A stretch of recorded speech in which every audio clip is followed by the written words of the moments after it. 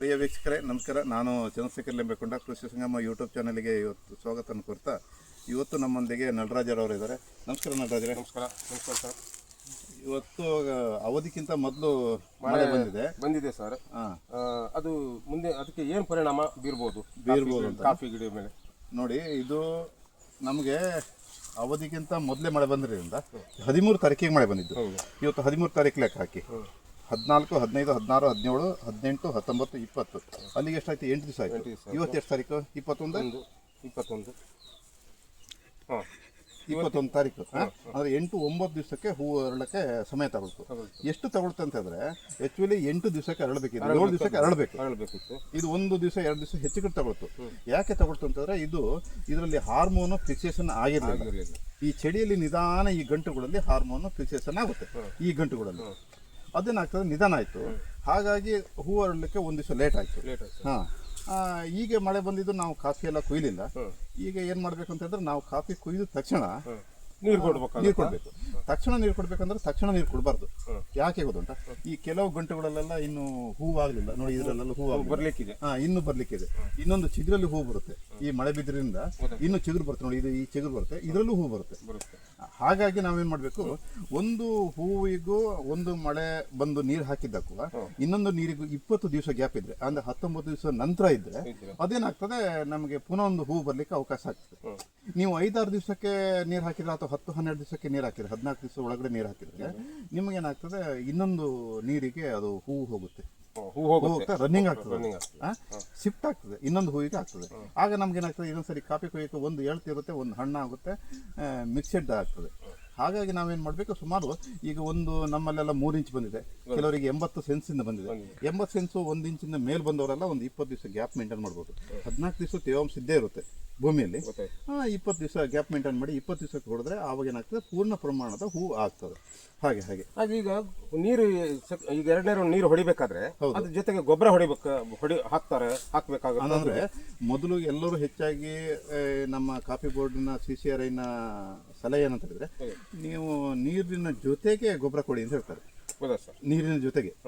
ನಾವು ನೀರಿನ ಜೊತೆಗೆ ಕೊಡ್ತಾ ಇಲ್ಲ. ಕೆಲವೊಂದು ನಾವು ವೈಜ್ಞಾನಿಕ ಪದ್ಧತಿನ ಅಳವಡಿಸ್ತೀವಿ.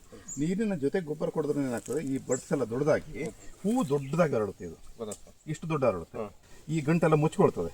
ಈ ದೊಡ್ಡದಾಗಿ ಹರಡುತ್ತೆ. ಈ ದೊಡ್ಡದಾಗಿ ಕಡಿಮೆ ಆಗಿದೆ. ಇದು ಈ ದೊಡ್ಡದಾಗಿ ಅರಳೋದ್ರಿಂದ ಏನಾಗ್ತದೆ ಅಂತ, ಇದು ಈ ಕಾಫಿ ಬೋರ್ಡ್ನವ್ರು ಹೇಳೋದು ನೈಜ ಆಗ್ತದೆ. ಈ ದೊಡ್ಡದಾಗಿ ಅರಳಿದ ತಕ್ಷಣ ಈ ಈ ಗಂಟು ಬಡ್ಸುಂಟಲ್ಲ, ಈ ಗಂಟುಗಳು ಇದು ದಪ್ಪ ದಪ್ಪ ಆಗ್ತದೆ. ಆ ದಪ್ಪ ಆದಾಗ ಏನಾಗ್ತದೆ, ಅದಕ್ಕೆ ತಾಕತ್ತು ಜಾಸ್ತಿ ಆಗ್ತದೆ. ಅರ್ಥ ಆಯ್ತಾ ನಿಮಗೆ? ಆ ತಾಕತ್ತು ಜಾಸ್ತಿ ಆದಾಗ ಏನಾಗ್ತದೆ, ಅದು ಮಳೆಗಾಲದಲ್ಲಿ ಉಳಿಯುವಿಕೆ ಸಂಖ್ಯೆ ಜಾಸ್ತಿ ಆಗ್ತದೆ. ಮತ್ತೆ ಹೆಲ್ತಿ ಬರುತ್ತೆ. ಅದೇನು ಬೀಜದ ಗರ್ಭ ಗೋಡೆ ಉಂಟಲ್ಲ, ಅದು ಜಾಸ್ತಿ ಬೆಳೀತದೆ. ಅದು ಒಂದು ಆಗ್ತದೆ.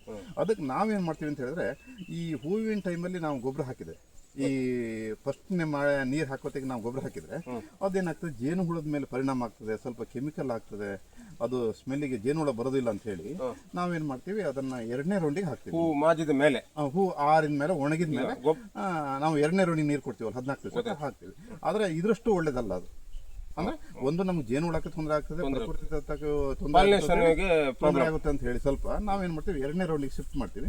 ಇವರು 1ನೇ ರೌಂಡಿಗೆ ಹೇಳೋದ್ರಿಂದ ಅದು ಜಾಸ್ತಿ ಇದಾಗ್ತದೆ. ಹಾಗೆ ಮತ್ತೆ ಈ ಸರಿ ನೋಡಿ ಜೇನುಹುಳ ಇಲ್ಲ. ನಮ್ಗೆ ಹೆಚ್ಚುವಲ್ಲಿ ಇದು ಹೂವು ಆಗುತ್ತೆ, ಇದು ಬಡ್ಸ್ ಬರುತ್ತೆ, ನಮ್ಗೆ ಸೆಟ್ ಆಗಿದೆ ಅಂತ ಹೇಳ್ಕೊಳ್ತೀವಿ ನಾವು. ಇದು ಆಕ್ಚುಲಿ ಕಡಿಮೆ ಪ್ರಮಾಣದಲ್ಲಿ ಸೆಟ್ ಆಗ್ತದೆ. ಅಂದ್ರೆ ಗರ್ಭ ಒಳಗಡೆ ಬೆಳೆಯೋದ್ರಿಂದ ಇದಾಗಿರಲಿಲ್ಲ. ಇದು ಮೊದಲೇ ನಮ್ಗೆ ಬಡ್ಸ್ ಇರುತ್ತೆ ನೋಡಿ. ಇವೆಲ್ಲ ನಮ್ಗೆ ಹೂ ಬಿದ್ದು ಹೋದ ತಕ್ಷಣ ಇದೆಲ್ಲ ಸೆಟ್ ಆಗಿದೆ ಅಂತ ಹೇಳ್ಕೊಳ್ತೀವಿ ನಾವು. ನಿಂತಿದೆ ಅಂತ ಹೇಳ್ಕೊಳ್ತೀವಿ. ಇದು ನಿಲ್ಲಕ್ಕೆ ಸ್ವಲ್ಪ ಅವಕಾಶ ಕಡಿಮೆ ಅಂತ ಹೇಳ್ತೀವಿ. ಯಾಕಂತಂದ್ರೆ ಜೇನುಹುಳ ಹೀಗೆ ಎಲ್ಲ ತೋಟದಲ್ಲೂ ಹೂವಾಗಿದೆ, ಜೇನುಹುಳಿನ ಸಂಖ್ಯೆ ಕಡಿಮೆ ಆಯಿತು. ಮತ್ತು ನಿರಂತರ ಮಳೆಯಿಂದಾಗಿ ಜೇನುಹುಳ ನಮ್ಮಲ್ಲಿ ಈ ಸರಿ ಕಡಿಮೆ ಆಗಿದೆ. ಮತ್ತೆ ಎಲ್ಲ ಬಯಸೀಮೆ ಕಡೆಗೆ ಜೇನು ಹೋಗಿರೋದ್ರಿಂದ, ಸ್ಥಳಾಂತರ ಆಗಿರೋದ್ರಿಂದ ನಮ್ಮಲ್ಲಿ ಜೇನು ಕಡಿಮೆ ಇದೆ ಅಂತ ಹೇಳ್ಬೋದು. ಹಾಗೆ ಮತ್ತೆ ಇನ್ನೇನಾದ್ರು ಹೇಳೋದಿದೆ? ಅಲ್ಲ ಸರ್, ಈಗ ನಿಮ್ಮ ಯೂಟ್ಯೂಬ್ ಚಾನಲ್ ಬಗ್ಗೆ ನಿಮ್ಮ ಸ್ವಂತ ಅಭಿಪ್ರಾಯ ಏನು? ನೀವು ಒಂದು ಚಾನಲ್ ಅನ್ನು ಇದು ಮಾಡಿದಿರಿ, ಕ್ರಿಯೇಟ್ ಮಾಡಿದಿರಿ, ಭಾರಿ ಜನ ವೀಕ್ಷಕರಿದ್ದಾರೆ. ಅದರ ಬಗ್ಗೆ ನಿಮ್ಮ ಅನಿಸಿಕೆ ಏನು? ಹಾಗೆ ನಾವು ತುಂಬ ಜನ ನೋಡ್ತಾರೆ. ನಾವು ಅದನ್ನು ಜಾಸ್ತಿ ಜನಿಗೆ ಕೆಲವರು ತುಂಬಾ ಜನ ಶೇರ್ ಮಾಡ್ತಾರೆ, ಸಬ್ಸ್ಕ್ರೈಬ್ ಆಗಿ ಅದರಿಂದ ನಮಗೆ ಲಾಭ ಬರುತ್ತೆ ಅಂತ ಹೇಳೋದು ರೈತರಿಗೆ ವೈಜ್ಞಾನಿಕ ವಿಚಾರ ಮುಟ್ಟಬೇಕು. ಒಂದು ನಮ್ದು ಎರಡನೇ ಅಜೆಂಡಾ ಇರುವಂತದ್ದು ಪರಿಸರಕ್ಕೆ ಪೂರಕವಾಗಿ ನಾವು ಕೃಷಿಯನ್ನು ಮಾಡ್ತಾ ಇರೋದು. ಆಮೇಲೆ ಕಮರ್ಷಿಯಲ್ ಆಗಿರ್ಬೇಕು, ನಮಗೆ ಲಾಭ ಬಂದಿರಬೇಕು. ಒಂದಿರ್ಬೇಕು. ನಮ್ಮ ಯೂಟ್ಯೂಬ್ ಚಾನಲ್ಲು ನೋಡಿದ ತಕ್ಷಣ, ವೀಕ್ಷಣೆ ಮಾಡಿದ ತಕ್ಷಣ ಜನಗಳದರಿಂದ ಎಂಕರೇಜ್ ಆಗಿ ಜಾಸ್ತಿ ಆಗಬೇಕು, ಇನ್ಕಮ್ ಜಾಸ್ತಿ ಆಗಬೇಕು. ಒಂದು ವೈಜ್ಞಾನಿಕತೆ ಇರಬೇಕು, ಪರಿಸರಕ್ಕೆ ಪೂರಕವಾಗಿರಬೇಕು, ಮೂರನೇದ್ದು ಲಾಭ ಇರಬೇಕು. ಕಮರ್ಷಿಯಲ್ ದೃಷ್ಟಿಯಿಂದ ನಾವು ಹೇಳ್ತಿರೋದು. ಹಾಗಾಗಿ ನಾವು ಇದನ್ನೆಲ್ಲ ಕೆಲವೊಂದು ವಿವರಣೆಗಳನ್ನೆಲ್ಲ ನಾವು ಆಗಿಂದಾಗೆ ಕೊಡ್ತಾ ಇರ್ತೀವಿ. ಹಾಗೆ ಓಕೆ ಸರ್, ನೀವು ನಿಮ್ಮ ತೋಟದಲ್ಲಿ ಹೂವಾಗಿದೆ ಸಾಕಷ್ಟು? ನಮ್ಮಲ್ಲಿ ತೋಟದಲ್ಲಿ ಹೂವಾಗಿದೆ, ಕಾಫಿ ಕುಯ್ದು ಆಗಿಲ್ಲ. ಆಮೇಲೆ ಕಾಫಿ ಉದುರ್ತಾ ಇದೆ. ಈಗ ಎಷ್ಟು ಒಂದು 10-12 ದಿವಸದ ನಂತರನೇ ಕಾಫಿ ಕುಯ್ಯಕ್ಕೆ ಆಗೋದು. ಆದಷ್ಟು ಕಾಫಿ ಬಿದ್ದು ಹೋಗ್ತಾ ಉಂಟು.